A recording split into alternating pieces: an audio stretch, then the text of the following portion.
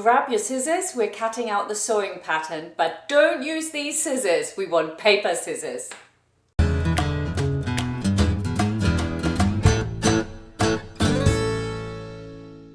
Let's get started on the pattern. The first thing to do before you put it together with sellotape, you need to check your test square. And I'm just putting this on, and if it's 2.5 in either direction, you can get started. Now, what I've noticed when I've printed it off in Adobe is that if you put the setting where it's landscape or portrait, if you put that on portrait, it actually shrinks it a tiny little bit. So go on to auto and then you can just print it off, and of course 100% or actual size. And the other thing I quickly want to repeat is that the pattern does not need seam allowance adding. It's already included in the pattern and it's 1 centimeter. So on your pattern, on some of the pieces, you will have these dashed lines, and they are attachment lines where we can put the pattern together. So have a look here. So you've got the attachment line, and this is how it goes together. If you try to put edges together right to the edge, it's really difficult. So if you have this little strip underneath it where it overlaps, it's much easier to put the pattern together. And that's why you have the attachment line. The last page is your assembly plan. And on this assembly plan, you can see how the pieces go together. And this plan is different for every size, because the smaller the size, the less paper I need. So I'm going to cut all this out now, and then we're going to put the pieces together. The one thing you will notice is that all the back pieces have got a pink flower on the pattern piece, and that makes it much easier to just see which goes with which. So what I tend to do is I make a neat little pile of pink flowers and white flowers, which is always the front.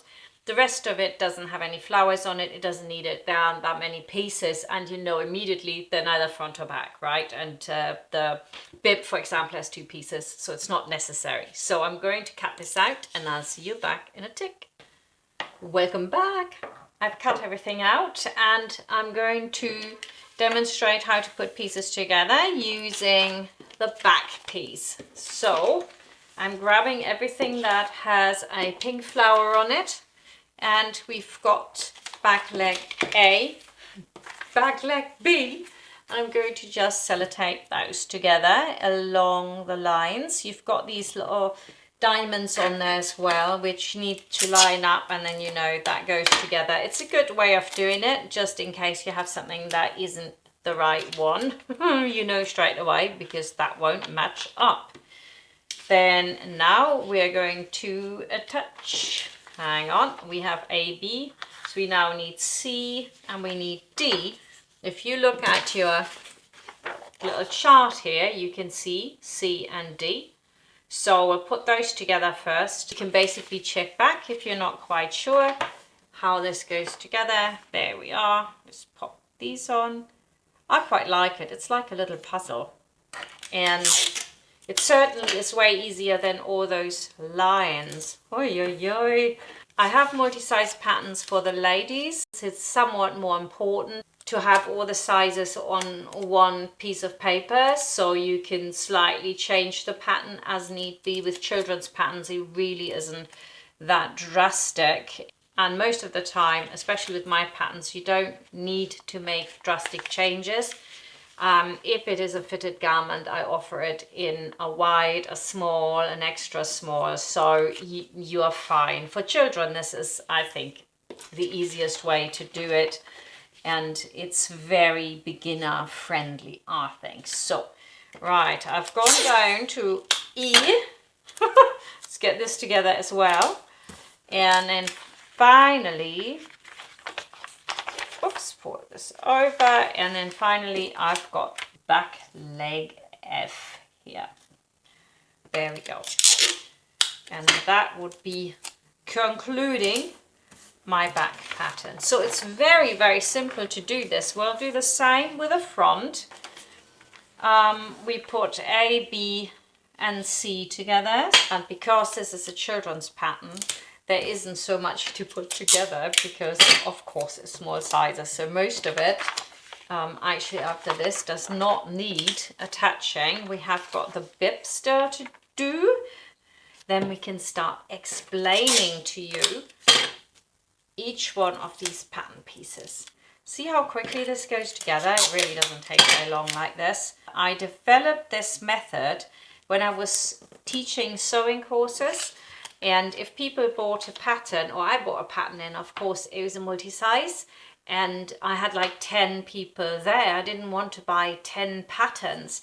So that's how my PDF patterns came about. So what I did then was do them like this, and people at the beginning of the lesson would say, I'll do the size 6 to 9 months, or I'll do the 2 to 3, or whatever it was. And I could just print that off, or the technical assistant would go and print it off.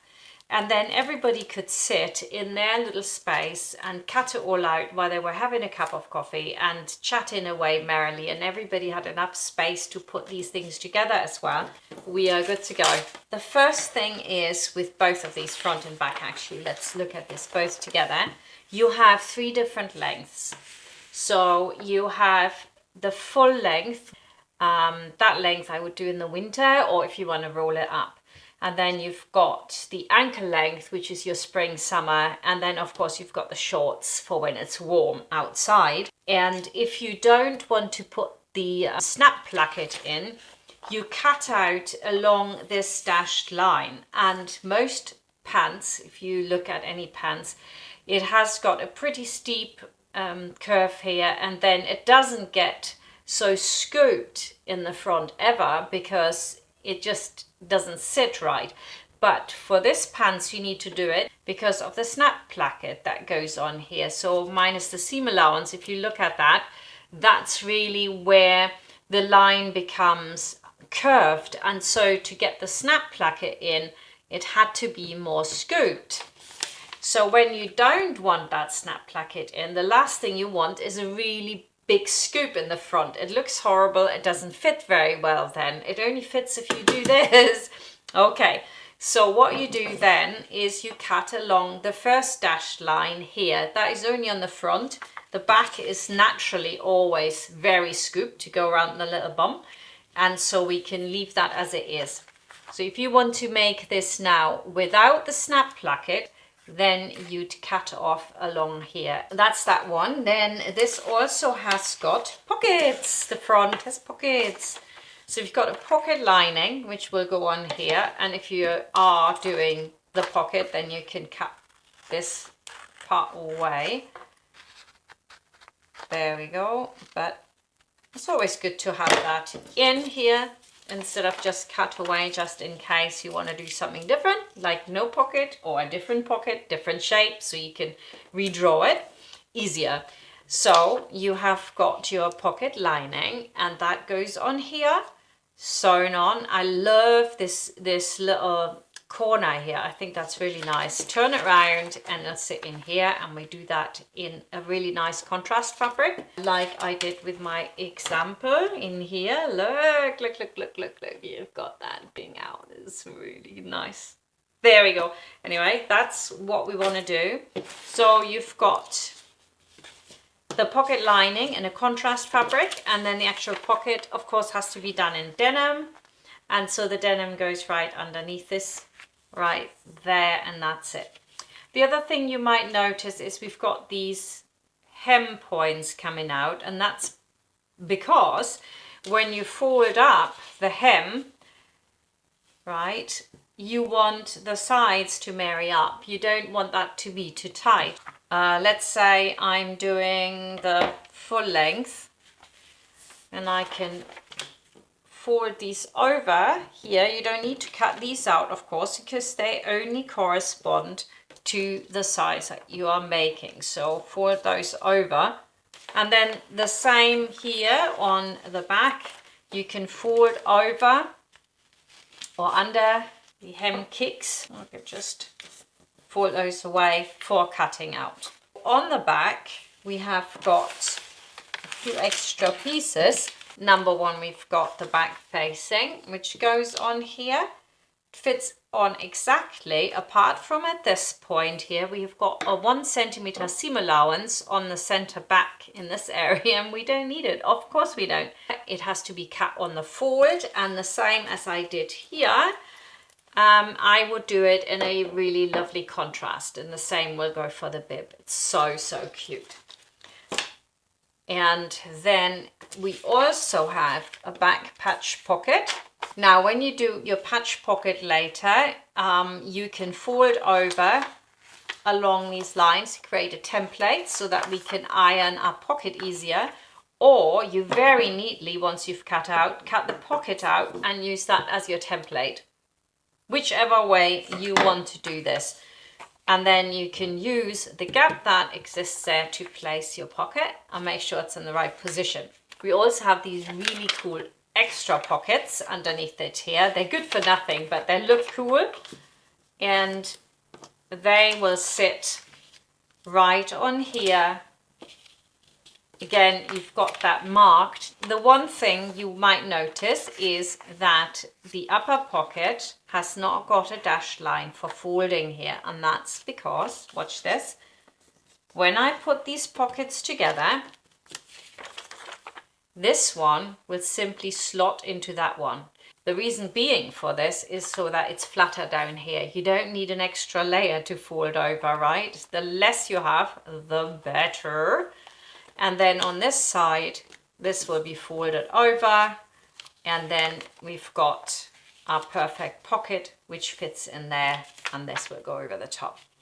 So those are the back pockets. The important thing here is to cut them out. You place them on the top of the fabric so that you have it only for the right hand side. That's where they go. They don't have to go anywhere else. Then we have got the bib for the front. And that has also a patch pocket on it, and you can use the same system. You can, once you cut out, you can cut out the pocket and use it as a template. And then once you've made your pocket, all you have to do is bam that on there, pin it in, and you have the perfect position for it. Now the bib also has the positions for your buttons and also for the buttonhole. Just remember that if you put this on the finished item, make sure that when you mark your buttonhole, you actually fold away the seam allowance so you don't accidentally put your buttonhole too far over to the side. Now, what I would really like to show you is the baby romper bobby dazzler front and back snap placket. It's the same for the front and the back, and it sits right on here. So if you go down 1 centimeter at the top, because that's a centimeter seam allowance, and this is on the fold, and then you will see that the end of it reaches in like 1 centimeter longer than your hemline will be. So it's a 1 centimeter seam allowance, and it does that again at the ankle length, and it does that again at the short length, and it does exactly the same on the back as well. And then to mark your snaps, you've got 3 different pattern pieces, so you only need to use the one that you're actually making. So in my case, that is the full length here for this pattern that I'm demonstrating. We've got the center front and the center back, and that sits 1 centimeter below here because we've got a centimeter seam allowance. We only put this on when we're finished, and you can see this sits exactly here on the edge. So now I can just put this onto the edge, and that will give me the perfect position for my KamSnap. So cut out the little circles, and then all you have to do is go dot, dot, dot, dot. And because you have them perfectly marked now, you don't have to worry about them going in the wrong position. So that's what these are for. And then we're just going to very quickly touch on the bit you've all been waiting for, no doubt, and that is your snap closure. Now I'm going to just put this behind so that you can see how this works.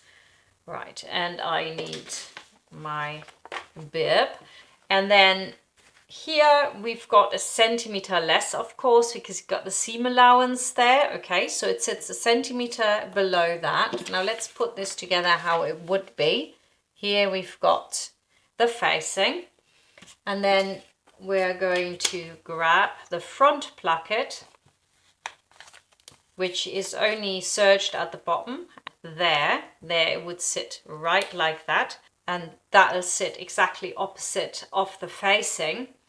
And then we've got the back one, which has to be sewn across the top. So I'm just going to fold that in so that we can see it properly. And that'll sit on here at the same length again.